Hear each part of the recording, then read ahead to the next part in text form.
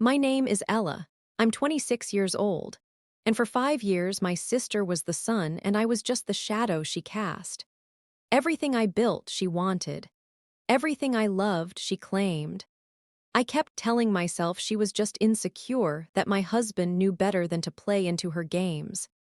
But the moment that finally broke the illusion came at my own baby shower. My husband stood up, tapped his glass, and toasted my sister instead of me. Smirked, looked right at my pregnant belly, and said, "We couldn't hide our love anymore." Then he leaned over and kissed her, right there in my living room in front of 32 guests. My mother gasped, her teacup rattling hard against its saucer. The room went dead silent. I was the convenient incubator. She was the exciting secret. I provided the stability. They shared the thrill. I thought I was the fool who never saw it coming. I was wrong. He had no idea what was sitting in my pocket. He thought he had already won.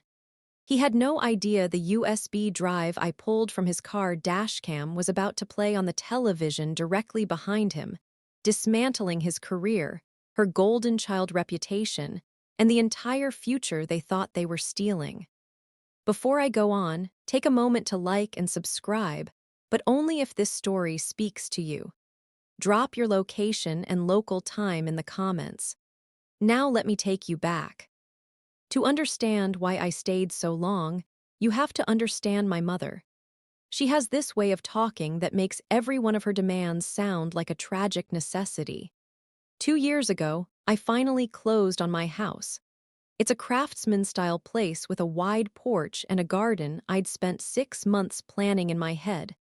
I'd worked 60-hour weeks at the firm to save that down payment.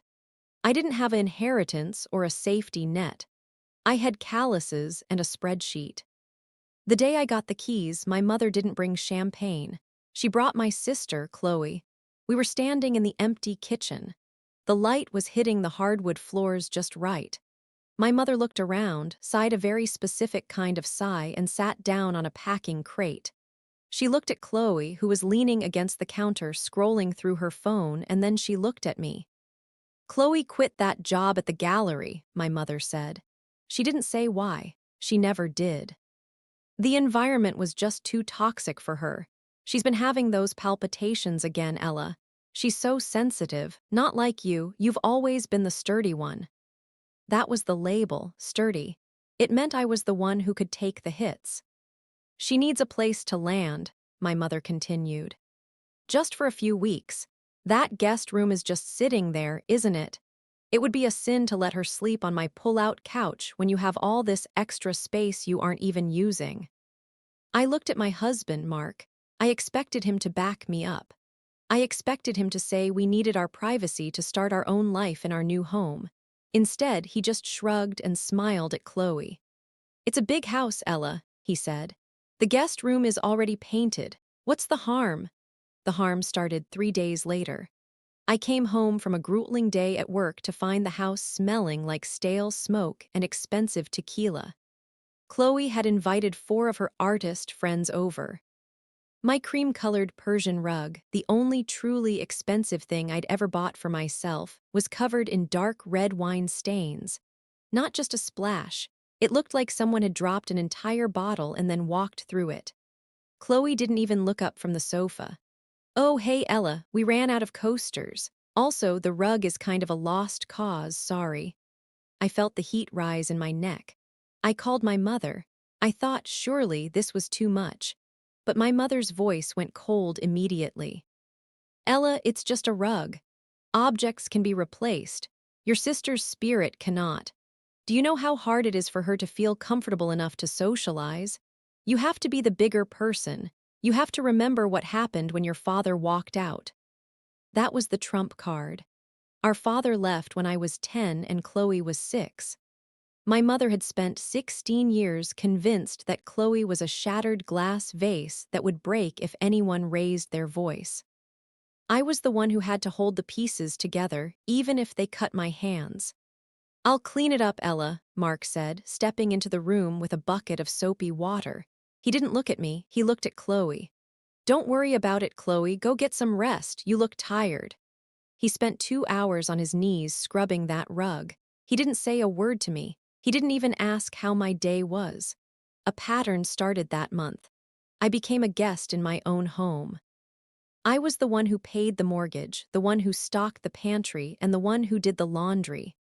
Chloe didn't pay rent, she didn't buy groceries, she didn't even take out the trash. If I complained, I was being aggressive. If I asked her to help, I was bullying her. One Tuesday, I stayed late at the office to finish a project. I called Mark to tell him I was heading home. He didn't answer. When I pulled into the driveway, his car was gone. So was Chloe's. They didn't come back until nearly midnight. "Where were you guys?" I asked. I was sitting at the dining table with my laptop, trying to ignore the headache behind my eyes. "Chloe had an audition across town," Mark said, tossing his keys on the counter. "She was too nervous to drive herself. The traffic was a nightmare, so we just grabbed dinner while we were out." "You couldn't have texted," Mark sighed, a carbon copy of my mother's disappointed sound. "I was busy navigating Ella." "Why are you making this a thing? I'm just trying to help her get on her feet so she can move out eventually. Isn't that what you want?" He made it sound like he was doing me a favor. He made it sound like he was the one making the sacrifice. A few weeks later, I realized my period was late. I sat in the bathroom for 20 minutes, staring at the 2 pink lines on the plastic stick. My first thought wasn't joy. It was hope. I thought, this is it. A baby changes everything. Mark would have to step up. He'd have to focus on us. Chloe would have to leave because we'd need the nursery. I went into the living room to find them. They were sitting on the couch together, looking at something on Chloe's phone. Their shoulders were touching. They were laughing at a volume that felt private. "I have news," I said. Mark looked up. He didn't move away from her. "Yeah, I'm pregnant." Chloe was the first one to speak. She didn't say congratulations. She didn't hug me. "Oh wow," she said, leaning back into the cushions. "I guess that means the house is going to get really loud soon. My migraines are going to be a nightmare." Mark just stared at me. He didn't stand up. He didn't smile. He looked at my stomach like it was a problem he hadn't prepared for. "That's big, Ella," he said. That was the moment I should have known. I was building a family and they were building a wall. But I was the sturdy one. I thought I could just work harder. I thought I could provide enough stability for all of us. I didn't realize I was just providing a bigger target. The morning sickness started exactly when the financial bleeding did. I was 12 weeks along, sitting on the cold bathroom tile when I heard the front door slam. It was 10:00 a.m. Mark should have been at the office. Chloe should have been asleep. "I can't believe they did this to me." Chloe's voice drifted up the stairs. It wasn't her usual soft, fragile tone. It was sharp, entitled. "I've got it, Chloe, just breathe. I'll handle the insurance company," Mark replied. I stood up, wiping my mouth, and walked to the landing. Down in the foyer, Chloe was holding her wrist. Mark was hovered over her, his hands on her shoulders. "What happened?" I asked. Mark looked up, his expression instantly shifting to a scowl. "Chloe had a minor fender bender in your car, Ella. Someone cut her off. She's shaken up." "My car?" I walked down the stairs. I told her she could take the bus to her yoga class. I needed the car for my prenatal appointment at noon. "She was running late," Mark snapped. "And look at her, Ella, she's hurt. Can you for once stop thinking about your schedule and think about your sister?" I went outside. My SUV, which I had paid off 3 months early, was crumpled against the driveway gate. The headlight was shattered and the passenger side door was caved in. It wasn't a fender bender. It was a high-speed mistake. "I'm not insured for her to drive that car, Mark," I said, my voice trembling. "The repairs are going to be thousands, and I have to get to the doctor." "Call an Uber," Mark said, not looking back as he led Chloe toward the kitchen. "And don't worry about the money, we'll figure it out." We didn't figure it out. I did. I spent the next 3 hours on the phone with the insurance company, learning that because Chloe was an unlisted driver in the same household, they were denying the claim. I had to drain my emergency baby fund. the money I'd set aside for my unpaid maternity leave just to get the car drivable. When I told my mother, she didn't ask if I was okay. She didn't ask about the baby. Ella, honestly, she said over the phone, the sound of her knitting needles clicking in the background. Chloe is devastated. She feels so guilty that she's barely eaten all day. You making a big deal out of the money is just cruel. You have a high-paying job. She has nothing. Try to have some grace. The grace cost me $4,000. That was the first time the damage became physical. It wasn't just a stained rug anymore. It was the safety net for my child being pulled out from under me to pay for Chloe's carelessness. 2 days later, the late nights at the office began. Mark, who used to be home by 6:00 p.m. every night, started rolling in after 11:00 p.m. He said he was gunning for the senior associate position. He said we needed the extra commission now that I had wasted our savings on the car repair. "I'm doing this for the family, Ella," he'd say, smelling faintly of expensive cologne and wood smoke. "I'm exhausted. The least you could do is have dinner ready." I was working full-time, dealing with a high-risk pregnancy and managing a house for 3 people. I was the one doing the grocery shopping, yet the fridge was always empty. Chloe would eat the specialized organic food I bought for my prenatal nutrition and leave the empty containers on the counter. One evening, I came home to find Chloe in my bedroom. She wasn't just in there, she was in my closet. She was wearing my favorite silk wrap dress, the one I'd bought for our first anniversary. It was tight on her, the seams straining. "What are you doing?" I asked, dropping my bag. Chloe looked at herself in my full-length mirror, turning side to side. "Oh, this. It doesn't fit you right now anyway, Ella. You're getting so wide. It's a shame to let such pretty clothes just sit here and gather dust. I have a date tonight." "A date with who?" "Just a guy," she said, giving me a smirk that didn't reach her eyes. "He likes it when I dress up. He says I deserve to feel like a queen." "Take it off, Chloe, now." "God, you're so hormonal," she groaned, unzipping the dress and letting it fall to the floor in a heap. She stepped over it in her underwear, her eyes scanning my body with a look of pure pity. "You know, Mark told me he's worried about you. He says you've lost your spark. Maybe if you tried harder to be pleasant, he wouldn't have to work such long hours just to get away from your nagging." She walked out, leaving me standing among my own clothes. That night, Mark didn't come home until 1:00 a.m. I was lying awake in the dark. When he climbed into bed, he didn't reach for me. He didn't touch my belly to feel the baby kick. He turned his back and fell asleep instantly. The next morning, I went to wash the silk dress Chloe had dropped. As I picked it up, a small slip of paper fell out of the pocket. It was a valet parking stub from a restaurant downtown. The date, last night. The time, 8:30 p.m. Mark had told me he was in a strategy meeting until midnight. I looked at the stub, then at the closed door of the guest room where Chloe was still sleeping. My stomach did a slow, painful turn that had nothing to do with pregnancy. The damage was real now. It was in my bank account, it was in my car, and it was sitting in the pockets of my own clothes. I didn't say anything. I put the stub in my jewelry box and went to work. I was the sturdy one. I was the one who could take the hits. But for the first time, I started wondering how many hits were left before I stopped standing. By the time I was 20 weeks pregnant, the exhaustion wasn't just physical. It was the weight of being the only person in the house who seemed to remember we were supposed to be a family. Mark missed the anatomy scan. I sat in the cold exam room, gel drying on my stomach, watching the technician point out the tiny chambers of the heart. I was alone. When I finally got back to my car, I saw a text from Mark. "Traffic is a nightmare. Client meeting ran over. So sorry, babe, tell me everything." I didn't tell him everything. I drove home, but on the way I had to stop for gas. I found Mark's light jacket balled up in the back seat. When I moved it, a small, stiff slip of paper fluttered out. It was a receipt from the Velvet Lounge. a high-end cocktail bar 3 blocks away from the boutique where Chloe spent her afternoons. The timestamp was 1:15 p.m. My appointment had been at 1:00 p.m.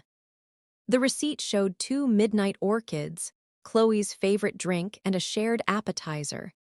He hadn't been in traffic. He had been 3 blocks away, buying my sister expensive drinks while I was looking at our child's spine on a monitor. I walked into the house with the receipt in my hand, ready to scream. But my mother was already there. She was standing in the middle of the living room, gesturing wildly while Chloe sat on the sofa, looking bored. "There she is." My mother cried as if I were the one who had been missing. "Ella, we've been discussing the baby shower. Chloe has the most wonderful idea." "I don't want to talk about the shower right now," I said, my voice flat. "I want to talk to Mark." "Mark is working, honey. He's trying to provide," my mother said, brushing me off. "Now listen. Chloe needs to build her portfolio. She wants to start an event planning business. I've decided that instead of you hiring a coordinator, you're going to give the entire shower budget directly to Chloe. She'll handle everything." "No," I said. "I've already picked the caterer. I've already put down a deposit." Chloe sighed, a long, theatrical sound. "See, Mom, I told you she wouldn't support me. She doesn't want me to succeed. She wants me to stay fragile so she can feel superior." "Ella, honestly," my mother snapped. "This is a chance for your sister to finally find her path. You have a house, you have a husband, you have a career. Can't you let her have this one thing? Give her the $5,000 you budgeted. It's for family." "It's my money," I said, "and I'm the one having the baby." "And I'm the one who raised you alone," my mother shouted. "I sacrificed everything so you could be sturdy, and this is how you treat us, like we're beggars. Chloe is doing you a favor by even offering her time." I looked at Chloe. She gave me a small, triumphant smile from the sofa. She knew I would fold. My mother's guilt was a weapon she had spent 26 years sharpening. That Sunday dinner was the worst. I was sitting at the head of the table I paid for, eating a salad because I was too nauseous for anything else. Mark and Chloe were sitting across from me. They were whispering. It wasn't a normal conversation. It was a series of half-finished sentences and suppressed giggles. Every time I looked up, they would stop. Mark would suddenly become very interested in his mashed potatoes, and Chloe would start inspecting her manicure. "Is there a joke I'm missing?" I asked. Mark didn't look up. "Just stuff from the office, Ella, you wouldn't get it." "Chloe doesn't work at your office," I reminded him. "She's been helping me with some creative input on a presentation," Mark said, his voice smooth. "She has a great eye. You're always so focused on the data, you forget that people need a story." "I'm focused on the data because the data pays the mortgage, Mark." Chloe let out a sharp, dry laugh. "God, you're so literal. No wonder Mark has to work late just to have a conversation that isn't about interest rates." Mark didn't defend me. He didn't even look uncomfortable. He just reached over and took a piece of bread from Chloe's plate, his fingers lingering on hers for a second longer than necessary. I felt a cold shiver run down my spine. It wasn't paranoia. It wasn't pregnancy hormones. It was the feeling of being hunted in my own dining room. I went to the kitchen to get more water. When I came back toward the doorway, I stopped. I could see them through the gap in the door. Mark was leaning in close to Chloe. He whispered something in her ear, and she threw her head back, laughing. Then he reached out and tucked a strand of hair behind her ear. It was a gesture of such casual, practiced intimacy that it made my stomach turn. "Soon," I heard Mark whisper. "Just a few more months. We just have to keep her happy until the paperwork is ready." Chloe nodded, her eyes bright. "I want the master suite, Mark. I'm tired of that guest room. It feels like a cage." "You'll have whatever you want," Mark said. I backed away silently. I went into the laundry room and leaned against the dryer, breathing hard. My heart was hammering against my ribs. They weren't just having an affair. They were waiting for something. They were waiting for me to provide the baby, the house, and the stability, and then they were going to step over me to take it all. I realized then that I wasn't the safety net for my family. I was the host body, and they were parasites waiting for the right moment to finish the meal. I didn't cry. I couldn't afford to. I stood there in the dark, smelling the lavender detergent, and I realized that being sturdy was finally going to pay off. Because if I was strong enough to carry them all these years, I was strong enough to crush them. By the time I reached my third trimester, the house didn't feel like a home anymore. It felt like a stage where everyone was playing a part except me. The betrayal started spilling out of our four walls and into the lives of people I actually respected. It started with the neighbors, the ones who had seen me planting the hydrangeas and painting the shutters. Mrs. Gable from next door stopped me at the mailbox one afternoon. She looked at my belly, then looked toward my house where Mark's car and Chloe's car were parked bumper to bumper. "Ella dear," she said, her voice dropping to a whisper, "is everything all right at home? We saw Mark and your sister out on the porch last night. It was quite late. They seemed very close. My husband thought they were the ones married for a moment." I felt the blood drain from my face. "They're just close, Mrs. Gable. She's going through a hard time." "Right," she said, but she didn't look at me. She looked at her shoes. "It's just the optics, dear. People talk." People were talking, and I was the only one not invited to the conversation. I started noticing it with our mutual friends, too. Sarah and Mike, a couple we'd gone on double dates with for years, suddenly stopped answering my texts. When I finally ran into Sarah at the grocery store, she practically tried to hide behind a display of cereal boxes.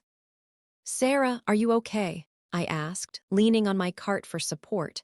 She looked at me with a mix of pity and absolute horror. "Ella, I didn't know you'd be here. We've just been busy." "Busy for 3 weeks. Did I do something?" Sarah looked around to make sure no one was listening. "Look, we came over to drop off that air fryer you borrowed while you were at your mother's last Sunday." Mark answered the door. He was in his robe, Ella. And Chloe was right there behind him, laughing, wearing one of his dress shirts. They didn't even look embarrassed. They looked comfortable. "We didn't stay. We haven't really known what to say to you." The world tilted. I had been at my mother's that Sunday because she'd collapsed from a panic attack that turned out to be a craving for attention. It had been a setup. They'd cleared the house so they could be together, and they didn't even care who saw them. "I'm sure it wasn't what it looked like," I said, the words tasting like ash in my mouth. "Ella, stop," Sarah said softly. "You're a smart woman. Don't let them make you look like a fool in your own neighborhood." I went home and sat in the driveway for a long time. I realized then that my reputation was being dismantled brick by brick. To the world, I was the oblivious, sturdy wife who was too busy working to notice her husband was sleeping with her sister in her own bed. Inside, I found my mother in the kitchen, humming as she arranged flowers Chloe had bought with my credit card. "Mom, Sarah saw them," I said, walking in. "She saw Mark and Chloe together. People are starting to think they're an item." My mother didn't even stop clipping the stems. "Oh, Ella, you and your imagination, you're just projecting because you feel insecure about your weight. It's natural in the third trimester. Chloe told me you've been having these little fits of jealousy. It's really quite sad. You should be grateful Mark is such a protective older brother figure to her. He's just making sure she feels loved since she never had a father figure."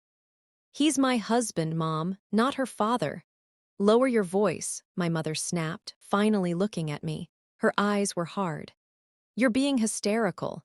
If you keep acting like this, you're going to drive him away. And then where will you be?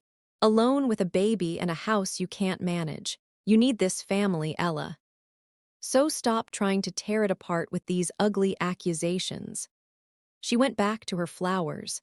That was the first time I realized my mother wasn't just blind, she was an accomplice. She was the one providing the cover. She wanted Chloe taken care of, and if that meant sacrificing my marriage and my sanity to keep Chloe in a house she didn't pay for, my mother was happy to sign the papers. The gaslighting was a thick fog. Every time I tried to point to a red flag, they'd tell me my eyes were failing. Later that night, I saw Chloe post a photo on Instagram. It was a picture of 2 wine glasses on our patio table, overlooking the garden I had planted. The caption read, "Finally finding a love that doesn't feel like a chore. Some things are worth the wait, even if they're forbidden. Soulmate new chapter." My mother had liked the post. She'd commented, "So beautiful, darling, you deserve all the happiness." I sat on the edge of the bed, my hand on my stomach, feeling the baby move. My heart was breaking, but my mind was finally clearing. The spillover was complete. My social life was gone, my neighbors were whispering, and my family had officially declared me the villain in their romance novel. I looked at the car keys on the nightstand. Mark was at the office again. Chloe was at a movie. I wasn't the sturdy one anymore. I was the one who was done. I didn't argue that night. I didn't ask questions when they both came home at 2:00 a.m., laughing in the hallway. I just stayed in the dark, listening to the house I bought, realizing it was no longer mine. It was a crime scene, and I was the only one looking for the evidence. The fog finally broke on a Tuesday afternoon. I was sitting in my office, staring at a spreadsheet I couldn't focus on when my desk phone rang. It was Sarah, my closest friend and coworker. She wasn't calling from her desk 3 doors down, she was calling from her car. "Ella, I'm so sorry," she said, her voice shaking. "I'm at that pharmacy on the north side, the one near the highway. I just saw Mark's car." "He's at the office, Sarah. He has a lunch meeting." "He's not at a lunch meeting," she said. "He's at the Sapphire Motel across the street. I watched him pull in. Chloe was already there waiting in her car. They went into room 114 together. Ella, I'm looking at them right now." I didn't scream. I didn't cry. I just felt a cold, sharp clarity settle over me. "Thank you, Sarah. Don't do anything, just go back to work." I hung up and sat in the silence of my office. For months, I had been told I was crazy, hysterical, and hormonal. My mother had looked me in the eye and told me my husband was a protective brother. But facts don't have emotions. Room 114 was a fact. I left work early, but I didn't go to the motel. I didn't want a confrontation in a parking lot that they could lie their way out of. I went home. I sat in the nursery, the room that was supposed to be a sanctuary, and I looked at the crib I had assembled myself while Mark was working late. I remembered something then. 6 months ago, after my car was broken into, Mark had insisted on installing high-end dash cams in both our vehicles. He'd bragged about how they recorded everything: interior audio, exterior video, even GPS location, and saved it all to a hidden SD card that auto-oversaved every 30 days. "It's for your safety, Ella," he'd said back then, "in case anything happens." I waited. I waited through the evening of Mark's exhaustion and Chloe's headache. I waited until the house went dark and the rhythm of their breathing signaled they were finally asleep. At 2:00 a.m., I pulled on a robe and slipped into the garage. The air was freezing. My hands were shaking so hard I could barely grip the screwdriver. I climbed into the passenger seat of Mark's car. The interior smelled like him, that expensive cologne, but underneath it, I caught the scent of Chloe's jasmine perfume. It was thick, cloying, and undeniable. I found the hidden slot on the side of the dash cam unit. I pressed it, and the tiny SD card popped out. It felt like a hot coal in my palm. Back inside, I locked my office door and plugged the card into my laptop. My heart was thumping against my ribs, a dull, heavy rhythm. I opened the audio folder. There were hundreds of files, time-stamped and categorized. I clicked on the one from yesterday. 12:15 p.m. The sound of the car engine starting filled my headphones. Then the sound of the passenger door opening. "Hey, baby," Mark's voice said. It was a tone I hadn't heard in years, warm, excited, and intimate. "Did you get the room?" Chloe's voice was unmistakable. "Room 114, just like last time." I leaned back, the air leaving my lungs in a long, shaky hiss. There it was. The proof, But as the recording continued, the conversation shifted. It wasn't just about the affair. "How much longer do we have to play house with her?" Chloe asked, her voice dripping with venom. "The nursery is finished. She's already picked out the furniture. I'm tired of sleeping in that cramped guest room while she sits in the master suite like a queen." "Just a few more months," Mark said. "The lawyer said the longer we stay, the better it looks for the irreconcilable differences filing. We need her to keep paying the mortgage until the baby is born. Once the kid is here, I'll file. I'll claim she's mentally unstable. God knows her mother will back us up on that. We'll force the sale of the house. Between my half of the equity and the support I'll squeeze out of her, we'll have enough to start over in the city." "And the firm?" Chloe asked. Mark laughed, a sharp, ugly sound. "The firm is paying for your new bracelet, Chloe. I've been routing the miscellaneous client expenses through a shell account I set up. They're so buried in the merger right now, they aren't even looking at the books. By the time they notice 100 grand is missing, we'll be long gone." I stared at the screen. My husband wasn't just a cheater, he was a thief. And my sister wasn't just a parasite, she was a co-conspirator. They weren't just waiting for the baby, they were waiting for the kill. I felt a kick against my ribs, strong and sudden. It was as if the baby was reminding me that I wasn't just fighting for myself anymore. I was the only person this child had who wasn't a predator. I didn't stop there. I spent the next 3 hours downloading every relevant file. I found audio of them laughing about my puffy ankles. I found audio of them planning to tell the neighbors I was losing my grip on reality. I found the specific details of the embezzlement, dates, amounts, and account numbers.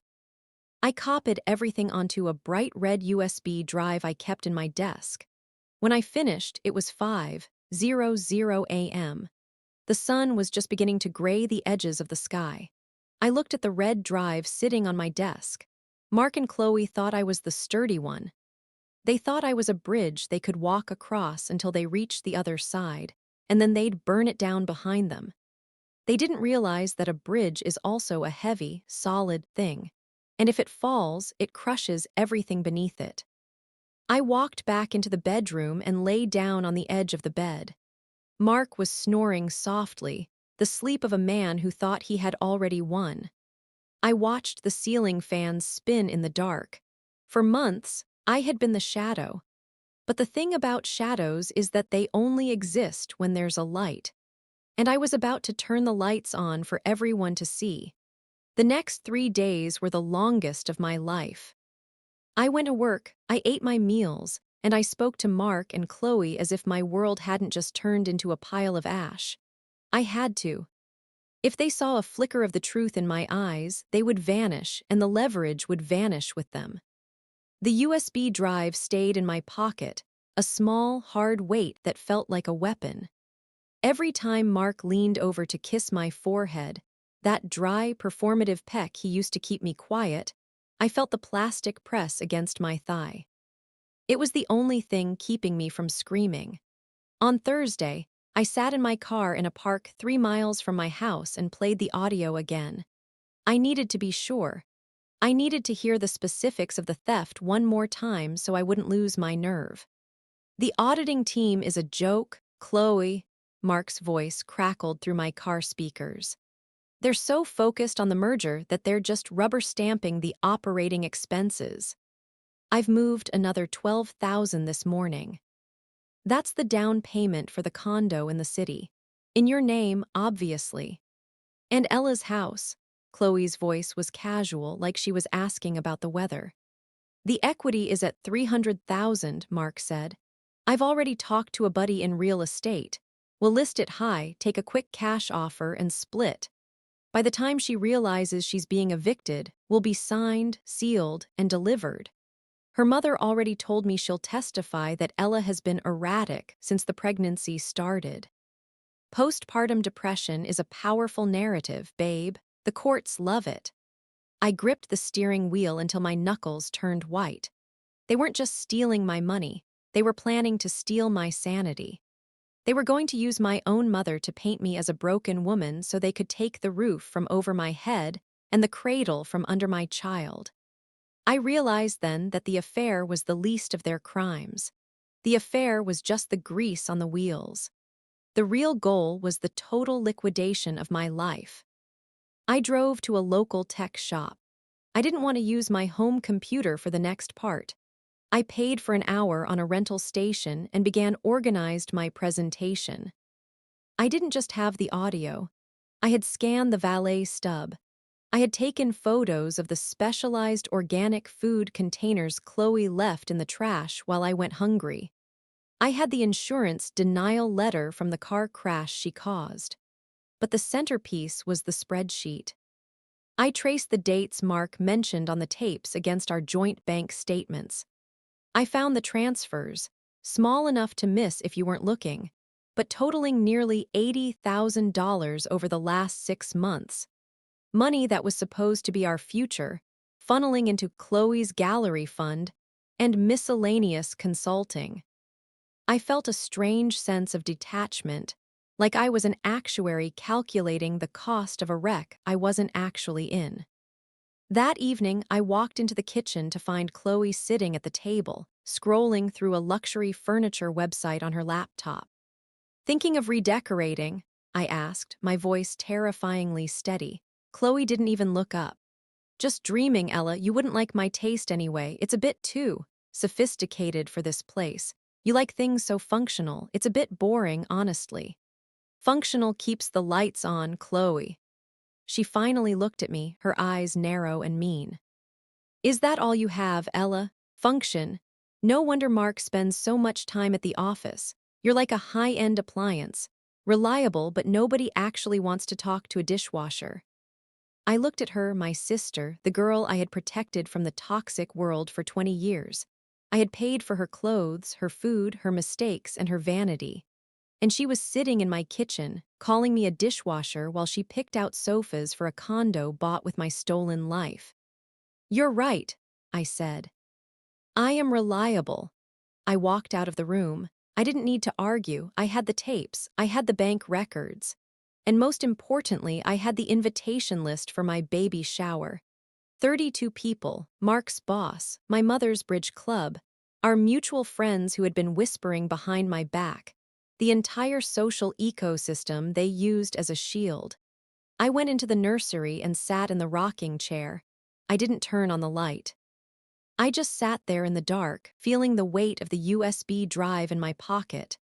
The leverage was no longer a theory. It was a countdown. They thought they were the ones waiting for the baby to be born to finish me off. They didn't realize I wasn't waiting for a birth. I was waiting for a party. The morning of the baby shower, the house felt like a pressurized chamber. I woke up at 6:00 a.m. and watched the sun crawl across the nursery floor. This was the day. In exactly 5 hours, 32 people would be standing in my living room, and I would either be a victim or a witness. I chose witness. Mark was already up, unusually chipper. He was wearing his best tailored shirt, the one I'd bought him for his promotion. He was whistling as he moved through the kitchen, stacking extra chairs. "Big day, Ella," he said, pausing to squeeze my shoulder. I felt a visceral jolt of revulsion, but I kept my face still. "You look beautiful. A bit tired, maybe." "Don't worry, once today is over, you can just hide away and rest until the big arrival." Hide away. He meant the guest room. He meant the unstable narrative they'd already scripted. "I'm fine, Mark," I said. "Just want everything to be perfect." "It will be," Chloe chirped, walking in. She was already dressed in a tight, pale blue silk dress. It was far too formal for a backyard-adjacent shower, but she'd always been the sun. "The caterers are coming at 9. The florist at 10. I've handled everything, Ella. You just sit there and look pregnant." She'd handled everything by spending $6,000 of my money on things she could photograph for her Instagram. The centerpieces were massive, overpriced peonies. The favors were artisanal candles with her new business logo on the bottom. I waited until they were both in the backyard setting up the buffet tables. I moved into the living room. My hands were steady now. I walked over to the 65-inch smart TV that sat on the credenza directly behind the main gift table. It was positioned perfectly. Anyone looking at the guest of honor would be looking directly at the screen. I reached into my pocket and pulled out the red USB drive. I plugged it into the back of the TV. I didn't turn it on yet. I just ensured the connection was tight. Then, I took the remote and slipped it into the pocket of my cardigan. At 10:30 a.m., my friend Sarah arrived. She was the only person in that room who knew. She walked straight to me and squeezed my hand. Her eyes were darting toward Mark and Chloe, who were currently laughing together by the punch bowl, looking every bit like the happy couple they thought they were becoming. "You're sure?" Sarah whispered. "I've never been sure of anything else in my life," I said. I handed her the remote. "When I give the nod, you press play, not before. Wait for the toast." "Ella, Mark's boss just pulled into the driveway," she warned. "Mr. Henderson, and your mother S here." I looked out the window. My mother was stepping out of her car, already wearing her tragic but supportive expression. She spent the last week telling the family how worried she was about my paranoia. She was the one who would give them the moral authority to discard me. The risk was total. If the TV didn't work, if the file corrupted, if Mark managed to shut it down before the audio played, I would be the crazy woman who tried to ruin her own baby shower. I would lose the house, the reputation, and potentially my child. But I'd already lost everything else. By 11:15 a.m., the room was full. The air was thick with the scent of lilies and expensive perfume. Mark was working the room, shaking hands with his coworkers, playing the role of the devoted, hard-working father-to-be. Chloe was the star of the show, accepting compliments on the exquisite decor she hadn't paid for. I sat in the armchair by the gift table. I was the centerpiece, the convenient incubator. People came up, touched my belly, and told me how lucky I was to have such a supportive family. "You're so lucky, Ella," my Aunt Diane said, sipping her punch. "Most husbands would be overwhelmed, but Mark is so involved. And Chloe, what a sweetheart, helping you like this." I smiled. I nodded. I looked at the clock. 11:45 a.m. Mark caught my eye from across the room and winked. He started tapping a silver spoon against his crystal glass. The room began to quiet. The guests turned toward him, expectant and smiling. My mother stood near the front, her eyes already welling with performative tears. I felt the baby kick, a sharp, insistent thud. I looked at Sarah. She was standing by the TV, her thumb hovering over the enter button. "Everyone, if I could have your attention," Mark said, his voice booming with confidence. He stepped toward the gift table, standing right in front of the dark screen. He looked at me, then his gaze slid, just for a fraction of a second, to Chloe. He took a deep breath. "I want to make a toast," he said. The threshold was gone. I let go of the armrest. I gave Sarah the nod. Mark stood there, bathed in the expensive, warm white glow of the living room lamps, looking like the poster child for a successful young father. He held his glass high. The room was so quiet you could hear the hum of the central air. "We've spent a lot of time talking about the future lately," Mark said, his voice smooth and practiced. He looked at my belly with a smile that didn't reach his eyes, then turned toward Chloe. "And I realized that some things are too important to keep hidden. This baby represents a new chapter for all of us. But more than that, it represents a realization of who has actually been there for me, who has been the true heart of this journey." My mother clapped her hands to her cheeks, her eyes wet. "Oh, Mark," she whispered. "I want to toast my sister-in-law, Chloe," Mark continued, his gaze locking onto hers. The guests shifted. A few of his coworkers exchanged confused glances. "Chloe, you've been my rock when things got heavy. When the sturdy expectations of this house became too much, you were the light. We couldn't hide our love anymore." He leaned over and kissed her. It wasn't a brotherly peck. It was a slow, possessive kiss right in the center of the room. My mother gasped, the sound of her porcelain teacup rattling violently against its saucer like a frantic heartbeat. The 32 guests froze. Mr. Henderson, Mark's boss, slowly lowered his glass, his brow furrowed in a deep, professional scowl. I didn't move. I didn't cry, I just looked at Sarah. She pressed play. The 65-inch screen behind Mark didn't show a slideshow of baby photos. It flickered to life with a black screen and a single, time-stamped audio file. Room 114.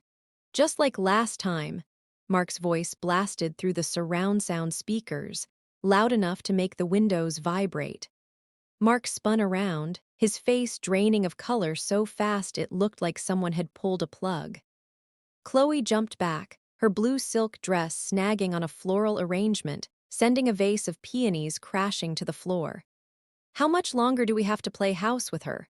Chloe's voice filled the room, sharp and mocking. I'm tired of sleeping in that cramped guest room while she sits in the master suite like a queen. Turn it off, Mark screamed, lunging for the TV. He couldn't find the buttons. He grabbed at the frame, his hands shaking so hard he nearly pulled the whole unit off the credenza. Ella, stop this. This is a joke. It's a deep fake. I stood up slowly. It's a dash cam, Mark, from your car. The one you told me was for my safety. The audio shifted. The firm is paying for your new bracelet, Chloe, the recorded Mark bragged. I've been routing the miscellaneous client expenses through a shell account. By the time they notice $100,000 is missing, we'll be long gone. The silence in the room changed from shock to something much colder. Mr. Henderson didn't just look confused anymore. He took out his phone, his eyes locked on Mark with a predatory stillness. He didn't look at the screen, he looked at Mark's hands. He began typing rapidly. Mark, my mother whimpered, her face white. Mark, tell them it's a mistake. Chloe began to sob, the high-pitched, theatrical wail she used whenever she was caught. She's framing us. She's been acting erratic. Mom, tell them, she's been crazy since she got pregnant. My mother looked at Chloe, then at the screen, then at the 30 people watching her. She saw the way the neighbors were looking at her with the same pity they usually reserved for me. She recalculated in real time. She didn't move toward Chloe. She stayed where she was. I had no idea, my mother stammered, her voice thin. I thought they were just friends. You like the Instagram posts, Mom, I said plainly. You told me I was being hysterical while they were planning to evict me and my child. Mark finally found the power cord and ripped it from the wall. The screen went black. The silence that followed was worse than the audio. Ella, honey, Mark said, his voice cracking as he tried to put on his negotiator face. He stepped toward me, hands out. We can talk about this. You're upset. The hormones don't, I said. It was one word, but it stopped him in his tracks. Mr. Henderson, I have the account numbers and the dates of the transfers. They're on a secondary file I've already sent to your personal assistant. The boss nodded once, a sharp, clinical movement. Thank you, Ella. Mark, don't bother coming in Monday, or ever. My legal team will be in touch by the end of the hour. Mark looked around the room. He looked at his coworkers, who were moving toward the door as if the house were on fire. He looked at the neighbors, who were whispering and pointing. He looked at Chloe, who was huddled on the floor, picking at the broken glass of the fallen vase. You ruined it, Mark hissed at me, his face twisting into something unrecognizable. You ruined everything for a rug and some furniture. I saved my son, I said. There's a difference. The room began to empty. People didn't say goodbye. They just left, their footsteps heavy on the hardwood. My mother tried to come toward me, her hand reaching out for my arm. Ella, sweetheart, let's sit down. We're family, we can fix. The eviction notices are on the hall table, I said, looking her in the eye. One for Chloe, one for Mark, and since you've been so supportive of their new chapter, I think you should help them move. You're kicking your sister out, my mother gasped. She has nowhere to go. She has room 114, I said. I walked past them all. I walked into the kitchen, poured myself a glass of cold water, and listened to the sound of my life finally getting quiet. I heard the front door slam, then again, then a third time. I walked back into the living room. It was a disaster. Broken glass, spilled punch, half-eaten sandwiches, and thousands of dollars worth of flowers that meant nothing. Sarah was the only one left. She was standing by the TV, holding the remote. "You okay?" she asked. "I'm sturdy," I said. And for the first time in my life, I didn't say it like a burden. I said it like a threat. The fallout was swift, clinical, and remarkably quiet. Mark didn't come home that night. He didn't have a key anymore. I'd had a locksmith waiting around the corner, and the deadbolts were swapped before the sun went down. He tried calling 37 times, but his number was already blocked. By the next morning, he was a headline in his own corporate circles. Mr. Henderson's legal team worked faster than Mark ever had. He was officially terminated for gross financial misconduct by 9:00 a.m. Without his salary, and with the evidence of his theft handed to the authorities, he was no longer the provider Chloe had envisioned. He was just a man with a pending indictment and a very expensive car he couldn't afford to fuel. Chloe didn't fare much better. My mother called me 3 days later, her voice sounding small and fragile, a role she was finding harder to play now that I wasn't buying the script. "Ella, she's staying on my sofa," my mother whispered. "She hasn't stopped crying. She says you've ruined her life, that no one will hire her as an event planner now because of the video. She has nowhere to go, Ella. Surely you can find it in your heart to let her come back just until she's stable." "She can stay on the sofa, Mom," I said. "Or she can find a job. But she's never stepping foot on my porch again. And if you keep calling to lobby for her, you won't be coming over to see the baby either." The silence on the other end of the line was the most honest thing my mother had ever given me. She hung up. I haven't heard from her since. I spent the next month stripping the house of their presents. I sold the guest room furniture. I gave the art Chloe had bought to a local charity shop. I even replaced the rug Mark had scrubbed on his knees. I wanted every square inch of this house to be mine, untainted, unpaid for by anyone else's sacrifices, and free of the weight of their expectations. The divorce was final 2 months after the shower. Because I had the recordings of him plotting to squeeze me and the proof of his embezzlement from the firm, his lawyers didn't fight. He signed over his portion of the house equity just to keep me from testifying in his criminal hearing. It wasn't about the money for me. It was about the peace. Now, it's late afternoon. The sun is hitting the hardwood floors of the nursery, the same way it did the day I first got the keys. The room is perfectly decorated, not by a fragile sister trying to build a portfolio, but by me. There are no overpriced peonies or artisanal candles. Just a crib, a rocking chair, and a window that looks out over the garden I planted with my own hands. The house is silent. It's a deep, heavy, wonderful silence. There are no whispers in the hallway, no suppressed giggles from the dining room, and no one telling me I'm being sturdy to hide the fact that I'm being used. I sat down in the rocking chair today and felt a familiar, strong kick. I didn't reach for a husband who wasn't there. I didn't call a mother who wouldn't care. I just placed my own hand on my stomach and breathed. I am 26 years old, I am a homeowner, and in 6 weeks I will be a mother. I am the safety net, the provider, and the adult in the room. But for the first time in my life, I am providing for someone who will actually love me back. I used to think being the shadow was my destiny. I thought as long as I stayed quiet and strong, the sun would eventually shine on me. I was wrong. You don't wait for the sun, you just stop standing in the dark. I looked at the red USB drive today, sitting on the edge of the dresser. It's just a piece of plastic now. Its job is done. I'm going to throw it away tomorrow. I don't need the proof anymore. I have the silence. And the silence is the best thing I've ever bought.